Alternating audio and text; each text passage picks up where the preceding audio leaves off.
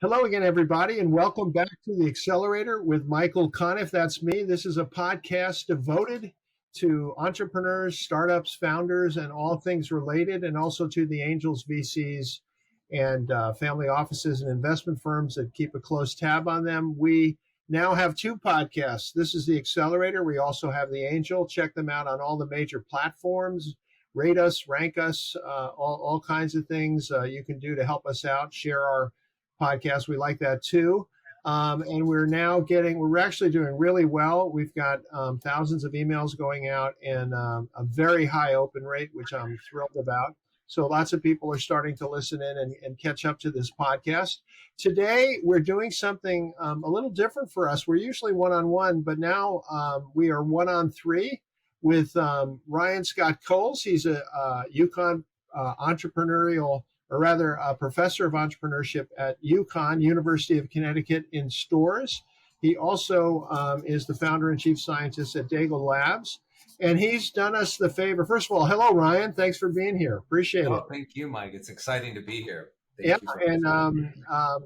A very interesting program he's put together up in Stores. And we are joined by two of his founders, Massyl. Malem is the CTO of Patent. Help me out, Pat. I just wrote it down. I've got it somewhere. PatentPlus AI. PatentPlus AI, and also Peter Goggins, the founder and CEO of Pisces Atlantic. Thank you both for being here. Really appreciate it. Of course. Thank you, Michael. Okay, great to be here. We're going to start with you, Professor Coles. I love titles, so we'll go with that. Yeah, I love it. I'm interested if you could give us, kind of a synopsis of you and how you got here, and then I'll ask about the very interesting stuff going on there, and then we're going to get to the founders. Okay, so you kick us off, Ryan. How did you get here? I know you studied organizational management at Cornell. Originally, you studied at Brigham Young, but what got you interested in all of this startup stuff from an organizational management standpoint?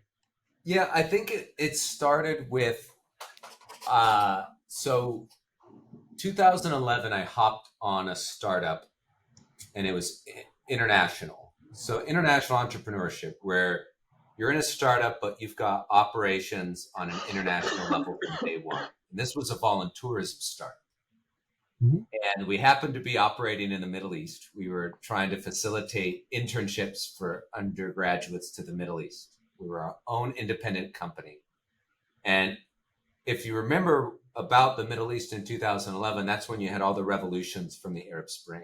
Mm-hmm. So, we didn't anticipate that happening, but it happened, and we ran our program anyway. But the whole experience kind of opened my eyes about what was needed to try to start a company in general, let alone trying to start a company that was operating in a different, in multiple countries. And I remember we had on our board kind of guys that had their MBA, really typical American business backgrounds. And then we had some sociologists. And when it came time to get the company registered in Jordan, we got conflicting advice.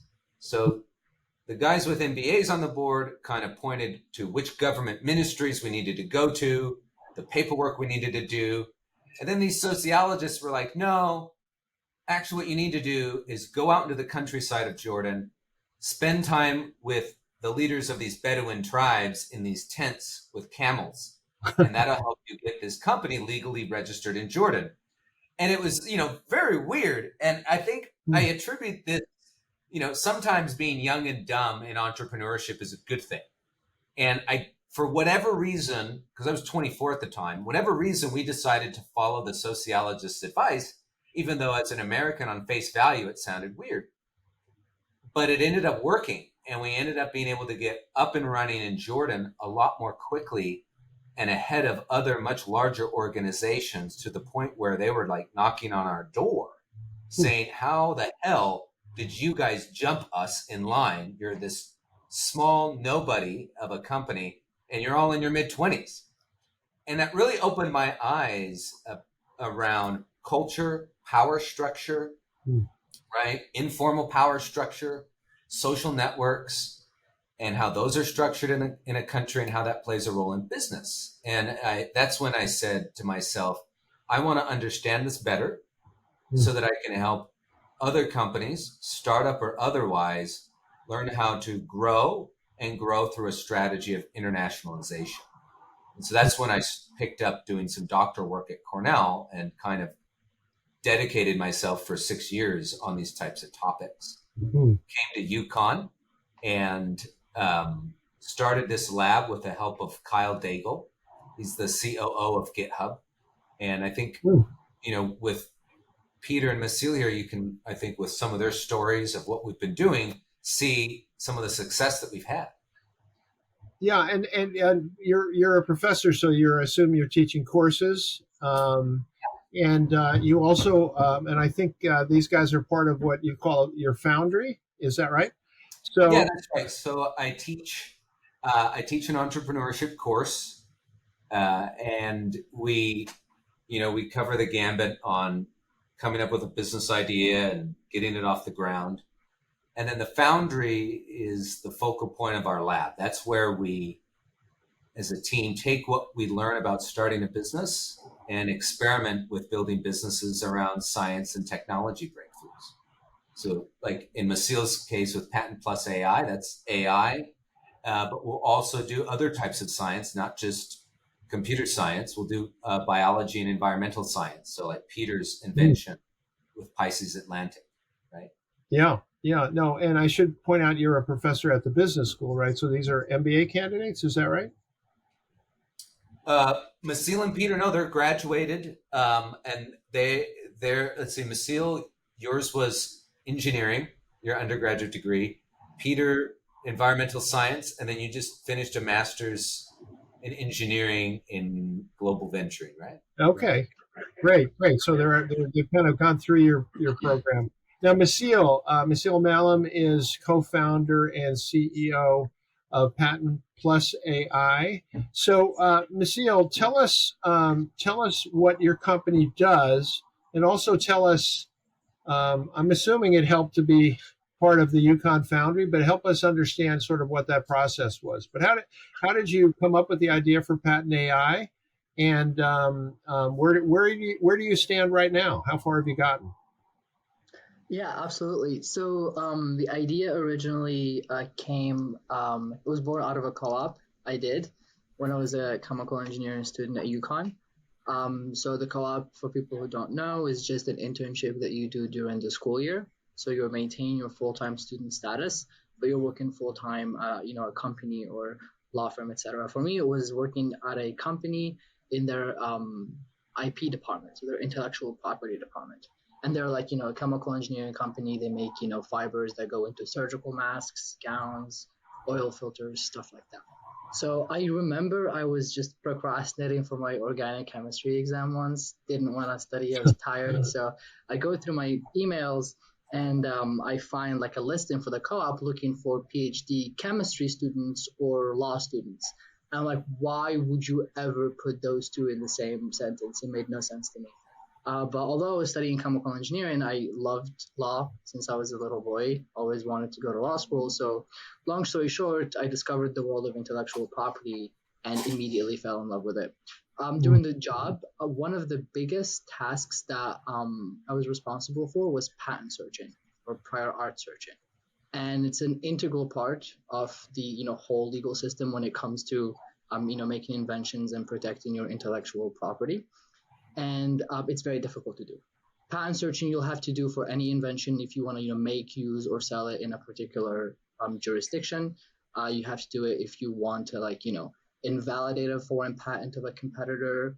Without getting too much details. But it's very difficult to do.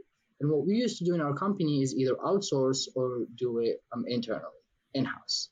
And outsourcing tends to be a bit like it takes a long time, 2 to 3 weeks. People who are doing the patent searching when you outsource are not technical experts of the invention. They're just data scientists. They just throw human hours at the problem.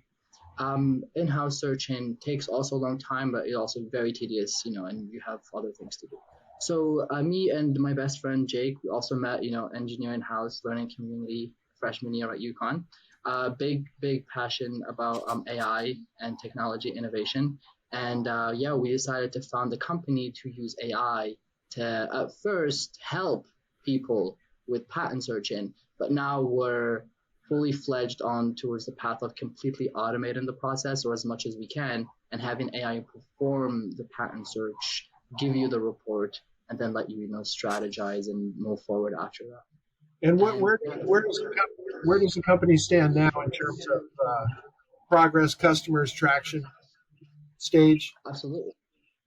So the stage that we're in right now, probably best defined as beta testing. So we have 3 pilot programs that we're doing with potential clients. We're making reports for them, doing projects for them, and then go over accuracy, update things, because it's a very difficult process. And although the technology is there, there's a lot of due diligence that has to be done, because the decisions that are made after the patent search reports are generated are very impactful. So we want to make sure that the accuracy is as good as possible before we proceed. So we're being cautious and careful, because at the end of the day, we are dealing with people's intellectual property. Yes, love. Amazing. Go ahead, Ryan. Oh, go ahead. No, you go ahead. It's pretty amazing what's been built. Massyl, it typically takes 3 weeks for someone to get a patent search report back, and 3 weeks. And how much was it? Bare minimum 500, most likely $1,000, and 3 weeks of wait to get a report. We can do it in 3 hours. Wow, that's great. That's great. Yeah. I'm going to tell my wife. She was the general counsel at ASCAP, the music public performance rights nonprofit, and she actually went all over the world negotiating digital rights. And to my great dismay, she's no longer in IP and is now in real estate. But what an interesting time to be in IP. I felt that way even before ChatGPT came out. And now, of course, all the turmoil that's caused. Now, let me ask Peter. Peter Goggins is a founder and CEO of Pisces Atlantic, and is also coming out of this UConn program. Peter, tell us what your company does and what kind of progress you're making. Yeah, we manufacture high-tech, sustainably produced fish meal-free fish feeds. So okay, let me stop for a second. Fish meal-free fish feeds. Correct. Yes. Say that five times fast. Fish meal-free. Fish. So you feed fish. You feed fish without giving them fish. No, yeah. So that's a small fact, right? Not many people know. Yes. Is that right? And feel free to ask Massyl. He's my Arabic translator, and I'm pretty sure that most of the hair on his head is going to be missing by the time we stop working together, due to the difficulties of translating those sort of phrases into different languages. Yeah. So it's you're feeding fish, and what instead of you told us what it isn't. So what is it? What are you using to feed fish? We use all sorts of emerging protein sources. So that includes yeast byproducts, fungal meals, food waste byproducts, insect meal is a really big one, brewery waste, stuff like that. We use that to replace fish meal, which has traditionally been the main component in the feeds used for farmed fish. But due to some resource availability problems that they've run into in the last 10 years or so, the price has tripled in that time. And what's the advantage of using your fish meal rather than the more traditional style? It depends on who you ask, but most people are going to cite the price. We're very competitive on price. Is it healthier for the fish? Is it easier? Are there other benefits as well? Yeah. So we're the only feed compared to a feed that contains fish meal. We're mercury free, right? Because fish meal contains a lot of mercury. We don't have that same vector in our feeds. Mm-hmm. And if you're a lot of fish are farmed for conservation purposes, right? So they're grown by state or federal conservation agencies and then released into the wild. You have all sorts of selection bias when you feed juvenile fish fish meal when they wouldn't eat that in the wild. So I mean, again, we could get really technical about it, but it depends on who the customer is and what they're looking for. But generally speaking, price is a big one. And then, environmental and health concerns are usually pull up the secondary and tertiary spots. And what kind of traction have you achieved with the company, and what stage are you in? Yeah, we're well into the commercialization stage, right? So we about a year ago, we started working in the context of the Foundry, and at that time we were just sort of beta testing, that sort of, getting out of the lab onto the market, learning a little bit about what it was like to try and sell, and we were hitting a bunch of roadblocks, right? Because we were making 100-pound, 100-kilo, all kinds of small trifling sales, no problem, right? And then it was like, okay, let's scale this up. And there was nowhere in the 2-ton range that we could find. Everybody we talked to was like, yeah, that product sounds really cool. We use 6 tons a day. And it was like, wow. We can produce a couple tons a month. There was a really big disconnect. And when we started working with the Foundry, that's when we started selling abroad. So right now we're working in Egypt, getting started in Oman, Jordan. Jordan was the driest country in the world, right? That's where we got started for real. You have these great connections to the Bedouins in Jordan, right? So you've got that locked up. Yeah, and then also and then also in South America, from my 2 years living there. Yeah, wow. That's where Peter and I recognized there was this gap in the domestic market. And so you can't jump from here to here. We needed to find those clients in between. And that's when, we had that insight. They're not here. They're in foreign countries. Yeah. So let's go there. And it's kind of classic disruption theory, right? Let's go to these niche markets where we can get traction and then grow. Sure. And Ryan, I first wanted to ask Peter about the stage you're in is you're a business. You've got customers, you've got product. Yep. What's the next step for you? Fulfillment. So we've locked down just about 10 million USD in sales in the last 5 months. It's fantastic. Congratulations. Yeah, it is. But much like Massyl, I'm going to be hairless soon. In that I'm pulling my hair out because we're in the fulfillment stage, right?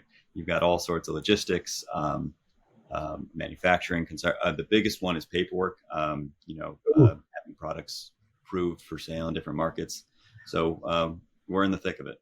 Yeah, the complexity of that business sounds staggering. Now, Ryan, what you're have this very interesting program at UConn.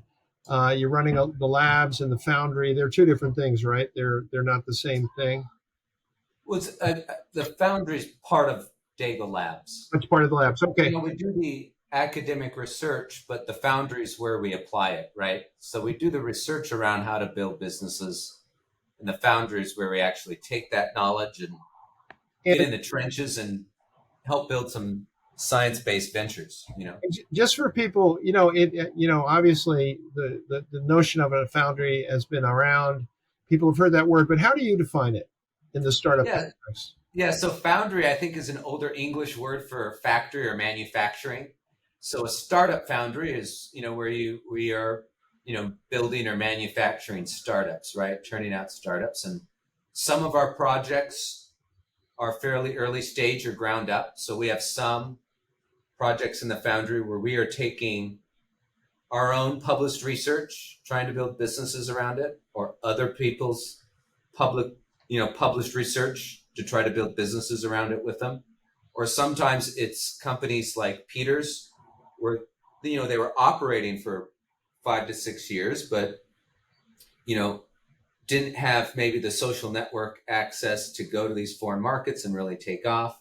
Some, I think PatentPlus AI is another area where it was very, very early stage, much earlier than Pisces, where the key thing is, they needed quick 20K to get, for example, the data they needed to build a tool that could actually do full, patent search, right? And so we were able to get them, we call them pivot grants, right? Because a lot of times these startups come to these critical moments where you're not going to be able to get a loan. You're not going to get an angel investor or a VC to invest yet. But a $2,000 grant that you're used to getting at some of typical university programs also isn't enough. You need $25,000, to buy this data set, right? And those are critical moments. Is the pivot grant a UConn grant? Is it part of your program? How does that work?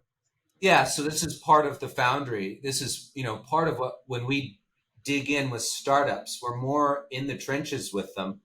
But part of that is we're able to bring some funds that have a bit more heft to them, because so often really great ideas and really great business ideas, not just a great tool, but they're great business ideas, don't get off the ground because funding, right? And, it makes sense that a private investor wouldn't throw money at it yet, right?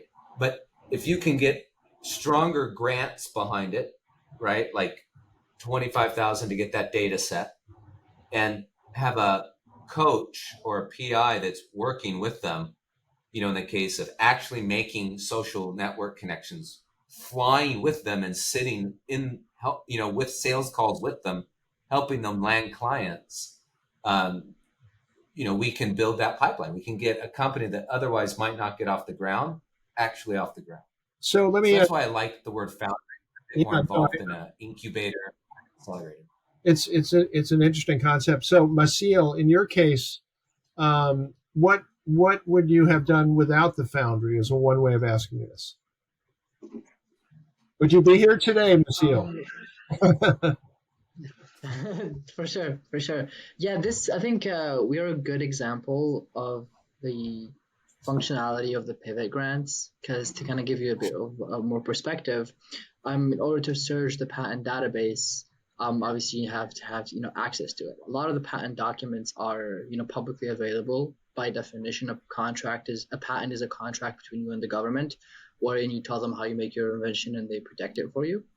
But it's very difficult to aggregate the patent archives from 196 different countries, however many patent jurisdictions, and keep them updated on a day-to-day basis, because these things change. Not just when a new patent is filed or granted, but because of litigation and things like that, you have to update the patent database on a regular basis, and you need to have access to everything in a way that is easier for the AI systems to kind of like go through, look at the claims, analyze that. We at first, before the Foundry, bootstrapped and kind of just used Upwork and student interns in computer science to help us scrape data off of the USPTO website, for example, to extract that patent information. But it takes a lot of time. And it costs us a couple $1,000s to get it just for America without the updates, nowhere else in the world. And we were using it to test and to search, but we could only search in America. And Peter, yeah, and if I could just quickly wrap up with the pivot grant. Yeah. The alternative, which is what our biggest companies in this industry are doing, is use like a service that does all of that data aggregation for you, finds it for everywhere in the world, organizes it for you, and allows you to access it, update it every day, etc. But it cost a lot of money. It was $95,000 for us to be able to basically, finish our R&D and be able to start doing, beta testing and do projects for our customers. And that's where Daigle Labs came in. And Ryan is like, yeah, if this is kind of the bottleneck, like I will destroy that bottleneck for you and you focus on actually, building the product. And we managed to get them down from 95,000 to 20,000. And the lab, gave us that grant. So we got access to the data, same quality data that, PatSnap or any big players in the industry are using. And, it allows us to not only build the product well and train it well, but also search on the entire global patent database. And Peter, I have, it's amazing how fast time goes when you have three guests. We're kind of at the end here, but at least for this podcast. But Peter, you came into the Foundry at a much later stage, it sounds like. So what help did you get? For me, the biggest insight was or the biggest take was all that work we put into identifying where's there a mid-sized market, where's some place that we can expand to, because realistically I spent a year and a half banging my head up against a wall trying to get out of the 100 kilos there, 100 pounds here and there type of set. You can't, that's not productive, that's not going anywhere. So that was definitely the biggest thing for me, where it was those flights and those here, I'm going to sit you down, we're going to work through this meeting together, in Jordan, Iraq, Egypt, all sorts of Peru, all sorts of places. Yeah. And Ryan, put these two fellows, these two CEOs, these two founders in the context of your whole program. How many companies typically are in the Foundry at a given time? And what's sort of your ambitions for it moving forward? Yeah, great question, Mike. Right now, we've got 5 companies that we're working on in the Foundry actively. And I'd love to expand that to where we can consistently support, 8 to 10 projects. Mm-hmm. But my expectation is I like to know that we have at least $25,000 a year to spend on each startup project. Mm-hmm. So a couple of things that are unique. One, we'd like to bring more of a lab logic, viewpoint into our Foundry. We are experimenting with building startups, right? And so we like to have what we call a lead PI who works with the founders. But that also means we don't have a timetable. So we plan on sometimes, if we want to work with a startup to get it off the ground for 1, 2, or 3 years, we'll do that. Especially if we get an STTR grant from the US government, we're going to be working with them for a couple of years. So we'd like to know that for a project, we can have at least $25K a year to dedicate towards getting the business ready, where it can go get external funding, or even just stand on its own 2 feet. Mm-hmm. And so our ambition right now is to move to where we can support 8 projects beyond the 5 that we have. That would be great. And I think that we'll probably see more programs like this. But for Peter and for Massyl, is there a point where you can kind of I don't want to say move on from the Foundry, but at what is the kind of criteria for graduating from a program like this? Is this a lifetime relationship? I mean, I'm sure it will be in terms of personal terms, but is there a moment where you kind of step away from the nest? Pardon me, I should use a fish analogy, but I don't know fish. That's right. Yeah. Fish analogy, where you swim away or whatever. But I'm not even going to try. But is there a point? I'll start with you, Peter, where you'll know it's time and you'll know where you're moving on, that kind of thing. I think the important context here is to circle back to what Ryan said about this being more of a lab type context than a true, say, VC or accelerator, right? Yeah. Because the understanding is always that, like, when you need help, assistance, right, you can circle in and out of the lab as is needed, right? And obviously for me, the amount of active support needed will decrease, right? As I get better and better at fulfilling these contracts, there'll be fewer and fewer hair on fire moments, like, oh my God, it's a little customs, that type of thing, right? Yeah. But a year from now, right, I have plans to launch some more R&D, right? And that would probably be a good time to reapproach the lab and say, like, hey, like, we're thinking about launching this new product line, help us commercialize it, bring us back up to the same network, that type of thing. Yeah. And how about you, Massyl? How does this evolve for you? Yeah, exactly. Like Peter said, I love the lab analogy.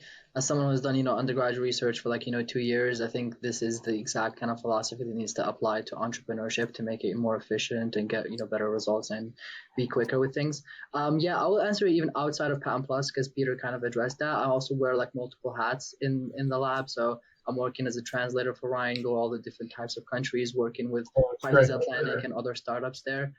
So I've, and I work with other startups. So whatever kind of intellectual needs I have, the labs fulfills for me. So I'm not going anywhere. Oh, that's great. So So I want to remind our viewers, this is the Accelerator Podcast with Michael Conniff. We're on all the major platforms. We're on YouTube and Spotify, both audio and video. Otherwise, Audible, Amazon, Apple, virtually any kind of platform for podcasts you can think of. Make sure to like us, rate us, review us. You can also find out more about me at my website, michaelconniff.com. That's MichaelConniff.com. And I want to thank our guest today. The time has flown by. Our guest, Peter Goggins from Pisces Atlantic, Malem from PatentPlus AI, and Professor Ryan Scott Coles from the University of Connecticut Business School, where he teaches entrepreneurship in many forms. So thank you all for being here. This has been a lot of fun, and we'd love to follow up and learn more about you as you move along. So thank you so much. Thank you, Michael. Thank you, Michael. And thank you, everyone, for listening to the Accelerator. And as I always like to say at the end of these podcasts, we'll be back with another one before you know it. Thanks.